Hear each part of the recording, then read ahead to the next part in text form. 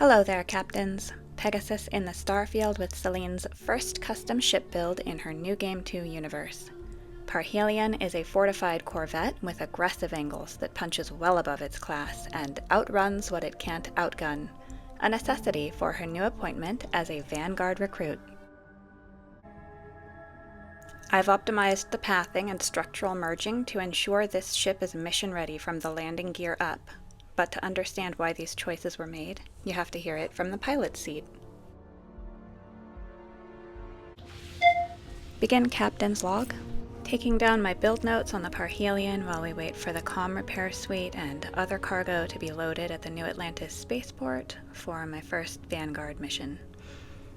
I realized I needed a new ship to join the Vanguard. The Guardian, for all its comforts, wasn't suited for the tasks they'll have me doing. This is an errand runner, meant for transporting personnel and cargo, which Commander Tuala made it sound like I'd mostly be responsible for as a new recruit. Sam was so funny when we were at Mast getting me registered with the Vanguard. He said he always thinks they're going to arrest him on site just for being there.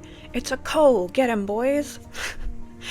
But in the orientation hall, he was not at all impressed with what he called the UC propaganda machine. By the end of it, he looked ready to kick over the displays. But then, as I was getting my results from the exam proctor, he asked for a turn in the flight simulator. They might have noticed I'm not quite a regular human. Tuala made a comment about my biometrics being off. I have to say, when I got out of the covert forces, I didn't think I'd ever join another branch, but it sounded interesting and will probably keep me moving around enough the ecliptic bounty hunters won't catch up to me for a while. And maybe the Parhelion's Vanguard registry will give them pause if they do, along with the fact it's redesigned from a ship one of their units involuntarily surrendered to me. It was a cloudy day here when I was in the design booth with the tech, and suddenly the clouds split open and a sun pillar came lancing through. That's what gave me the idea for the Parhelion's color scheme.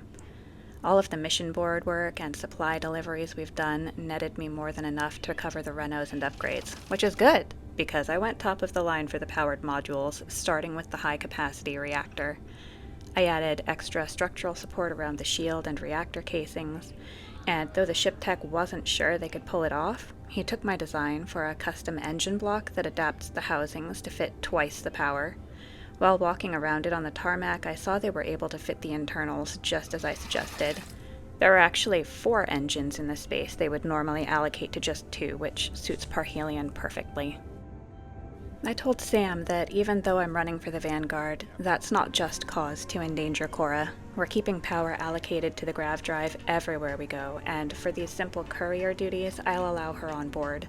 If I'm assigned to patrols or a mission that carries a known risk of engaging with hostiles in the name of the Vanguard, though, they're staying at the lodge. Even before he and I were a couple, I never risked her safety. Being Vanguard doesn't change that, regardless of the oath. I may have pledged my life, but I don't have the right to anyone else's. It's interesting how easy it was to step back into a normal ship, especially one this size. Sam and I have found our rhythm. He's getting Cora settled in the living quarters. But the air in the Parhelion still feels charged. Constellation said they're all game to keep riding along for now. While we're in that system, there's a planet Sarah needs to survey, so we'll stop over after delivering this comms repair suite. Even when she's silent, I can feel her gaze. That same look from the Guardian still catches at me. I'm not sure what to do with these butterflies, but for now, we have a job to do. I've looked into hiring additional crew, and I have a meeting to interview someone at the viewport when we get back. I'll need to give the Spaceport a post-install eval and submit a mission report for Commander Tuala. I'm also field testing some new storage and equipment displays designed for ship and base use.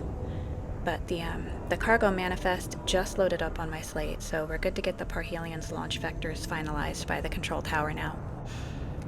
When we hit orbit, I'll distribute power to the systems and test control response, find a quiet moon to put it through its paces, and practice weapon deployment.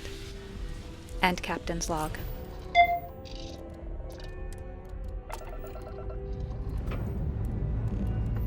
Say your last goodbyes.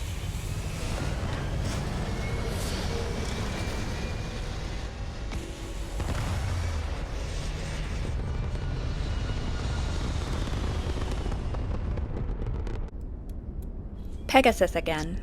As a compact, powerful response corvette, the Parhelion handles much differently than the Guardian Selene had before, and the new weapons alone change the response choices significantly if we're caught out by enemies.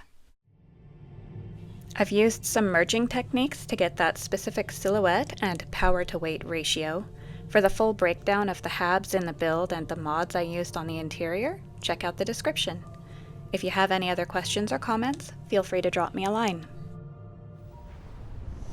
Thanks for joining me. Catch a smile out there.